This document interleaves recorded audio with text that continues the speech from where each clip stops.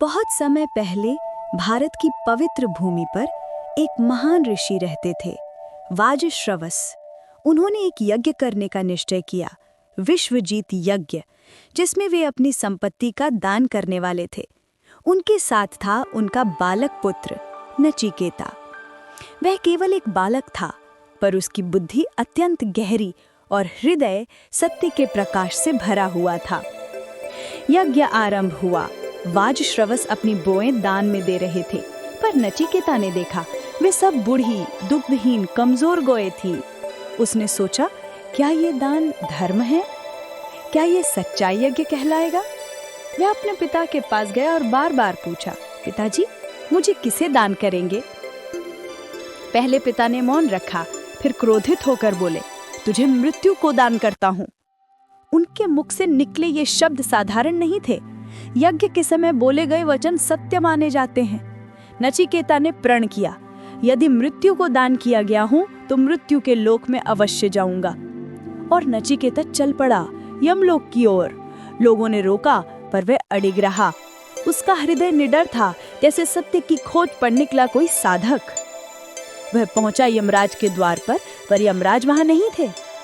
नचिकेता ने 3 दिन और 3 रातें बिना भोजन, बिना जल, केवल धैर्य और श्रद्धा के साथ प्रतीक्षा की। 3 दिन बाद यमराज लौटे। उन्होंने देखा एक बालक 3 दिन से उनके द्वार पर प्रतीक्षा कर रहा है। वह विस्मित हुए और बोले, बालक, तू ब्राह्मण है, अतिथि है। तूने 3 दिन बिना अन्न जल बिताए, इसके प्रायश्चित हेतु मैं तुझे 3 वरदान देता हूँ। पहला वरदान, नचिकेता ने कहा, जब मैं लौटूं तो मेरे पिता का क्रोध शांत हो जाए और वह मुझे प्रेम से स्वीकार करें। यमराज ने कहा, तथास्तु। दूसरा वरदान, नचिकेता बोला, मुझे वह अग्नि ज्ञान बताइए जिससे स्वर्ग की प्राप्ति होती है। यमराज ने उसे नचिकेता अग्नि विद्या का उपदेश दिया, एक यज्ञ जिससे आत्मा उच्च लोकों तक पहुंचती है। तीसरा वरदान, अब नचिकेता ने कहा, हे मृत्युदेव, जब मनुष्य मर जाता है तब क्या वो रहता है या नहीं, यही सत्य जानना चाहता हूँ। यमराज मौन हो गए। उन्होंने कहा, यह रहस्य कठिन है, देवताओं के लिए भी दुर्लभ। कुछ और मांग ले बालक। पर नचिकेता अडिग रहा। यमराज ने परीक्षा ली। उन्होंने कहा, मैं तुझे राज सुख दूंगा, सोने के रथ, अप्सराएं, दीर्घायु, धन, पर इस प्रश्न को मत पूछ। पर नचिकेता ने उत्तर दिया, हे यमदेव, ये सब क्षण भंगुर हैं, आज हैं कल नहीं। मैं उस सत्य को जानना चाहता हूँ जो अमर है। यमराज प्रसन्न हुए। उन्होंने कहा, तूने श्रेय को चुना है, प्रेय को नहीं। अब मैं तुझे परम ज्ञान दूंगा। यमराज बोले, आत्मा न कभी जन्म लेती है न मरती है। ये अजन्मा, अविनाशी, शाश्वत है। जो इसे जान लेता है वो मृत्यु से परे हो जाता है। उन्होंने एक उदाहरण दिया, शरीर रथ है, इंद्रियां उसके घोड़े हैं, मन लगाम है, बुद्धि सारथी है और आत्मा उसका स्वामी है।